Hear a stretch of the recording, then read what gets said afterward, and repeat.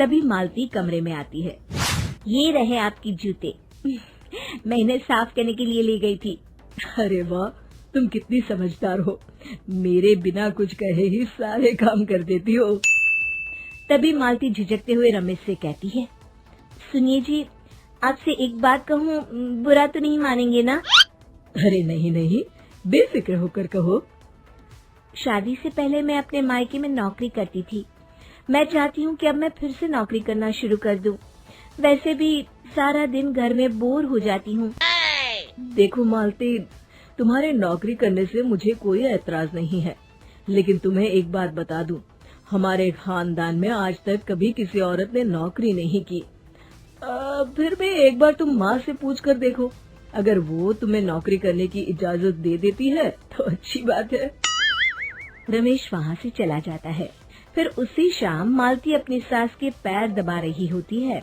तभी उसकी सास मालती से कहती है, अरे क्या बात है बहू, आज तो ठीक तरह से मेरे पैर नहीं दबा रही, किसी ख्याल में खोई पड़ी है क्या? मैं भी तो जानूं आखिर बात क्या है। दरअसल वो माँ जी। अरे हाँ हाँ बोलो, इतना सोच क्यों रही हो? माँ जी, अगर आप बुरा न माने तो मैं नौकरी करना चाहती हूँ। घर के काम करने के बाद मेरे पास काफी वक्त बच जाता है। मालती की ये बात सुनकर उसकी सास गुस्से में कहती है, अरे बहू, तेरी तबीयत तो ठीक है ना?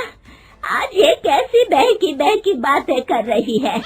भला हमारे खानदान में आज तक कभी किसी औरत ने नौकरी की है जो तू नौकरी करने की बात कर रही है, हैं? अरे बहू, तू क्या रिश्तेदारी में हमारी नाक कटाना चाहती है? जितना जल्दी हो सके अपने दिमाग से नौकरी का भूत उतार दे, और अब जा, जल्दी से रसोई में जा, खाना बनाने का वक्त हो रहा है। मालती मन मार कर खाना पकाने के लिए रसोई घर में चली जाती है। अगले दिन, नमस्ते माँ जी, कैसी हैं आप? अरे आओ आओ दिवाकर बेटा, बैठो, मैं तुम्हारे लिए चाय मंगाती हूँ। बहू, जरा एक कप चाय तो लेती आना। फिर दिवाकर एक फाइल खोलकर मालती की सास के सामने रख देता है। ये देखिए माँ जी, ये है पिछले महीने का हिसाब और ये रहे मुनाफे के रुपए। एक बार हिसाब देख लीजिए और इन कागजों पर अपने दस्तखत कर दीजिए।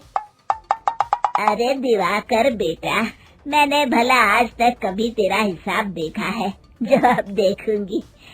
ला बता, कहाँ दस्तखत करूं? तभी मालती चाय लेकर वहाँ आ जाती है और अपनी सास को बिना कागजातों को पढ़े इस तरह लापरवाही से दस्तखत करते हुए देखकर हैरान रह जाती है। अच्छा माँ जी, अब मैं चलता हूँ, फैक्ट्री में बहुत काम है। फिर दिवाकर वहाँ से चला जाता है।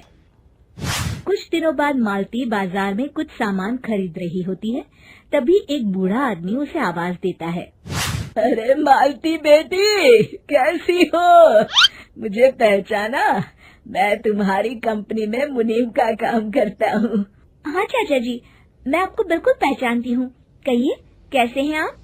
मैं तो ठीक हूँ, कंपनी में कुछ भी ठीक नहीं चल रहा, यहाँ तक कि हमें ठीक वक्त पर तनख्वाह भी नहीं मिलती।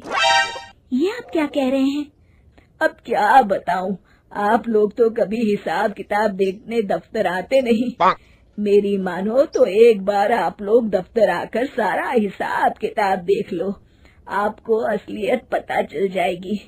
अच्छा बेटी, अब मैं चलता हूँ, देर हो रही है। फिर वो बूढ़ा वहाँ से चला जाता है। वहीं दूसरी तरफ मालती घर पहुंचकर अपनी सास को सारी बात बताती है। तभी वहाँ रमेश भी आ जाता है, लेकिन मालती की सास मालती की किसी भी बात पर विश्वास नहीं करती। तभी रमेश कहता है, अरे माँ, बिना आग के कभी धुआं नहीं उठता। जब मालती इतना कह रही है तो हमें एक बार दफ्तर चलकर देख लेना चाहिए। वैसे भी हम लोग काफी दिन से अपने दफ्तर नहीं गए हैं। इस तरह किसी एक आदमी के भरोसे काम छोड़ना मुझे भी ठीक नहीं लगता। अगले दिन वे सभी अपने दफ्तर पहुंचते हैं और सीधे दिवाकर के कैबिन में जाते हैं। अचानक सबको एक साथ देखकर दिवाकर चौंक जाता है। अरे माँ जी, आप सब लोग अचानक यहाँ कैसे आ गए? अगर कुछ काम था तो मुझे एक फोन कर दिया होता, मैं आपके घर आ जाता। तभी मालती की सास कहती है, अरे दिवाकर बेटा, आज मैं हिसाब देखने दफ्तर आई हूँ। जरा मुझे पिछले 6 महीनों का हिसाब दिखाना तो बेटा। दिवाकर घबराते हुए हिसाब की फाइल मालती की सास को देता है। मालती की सास फाइल लेकर मालती को देती है और कहती है, ले बहू, देख ले हिसाब। मालती फाइल को बड़े गौर से देखती है और अगले ही पल उसे सारी गड़बड़ी समझ में आ जाती है। वो अपनी सास से कहती है, माँ जी, मुनीम चाचा बिल्कुल सही कह रहे थे। हमारी कंपनी में पिछले 6 महीनों में जितना मुनाफा हुआ है, हमें उसका आधा पैसा भी नहीं मिला। यूँ समझ लीजिए कि 1 रुपये में सिर्फ चवन्नी ही हमारे हाथों में आई है। मालती की बातें सुनकर मालती की सास गुस्से से दिवाकर को पूछती है, क्यों दिवाकर, मेरी बहू जो कह रही है वो सच है? दिवाकर समझ जाता है आज उसका भांडा फूट चुका है। वो गिड़गिड़ाते हुए कहता है, मुझे माफ कर दीजिए माँ जी, मैं पैसों के लालच में अंधा हो गया था। अरे वाह दिवाकर, तू तो एक नंबर का चोर निकला। इतने दिनों से मैं तुझ पर आंख बंद करके भरोसा करती रही और तू मुझे ही चुना लगाता रहा। अभी के अभी निकल यहाँ से और दोबारा अपनी शक्ल मत दिखाना। दिवाकर वहाँ से भाग जाता है। मालती की सास मालती को शाबाशी देते हुए कहती है, बहू, आज मैं समझ गई कि पढ़ाई लिखाई हमारी जिंदगी में कितनी जरूरी है। मैं बहुत किस्मत वाली हूँ जो मुझे तुझ जैसी बहू मिली है।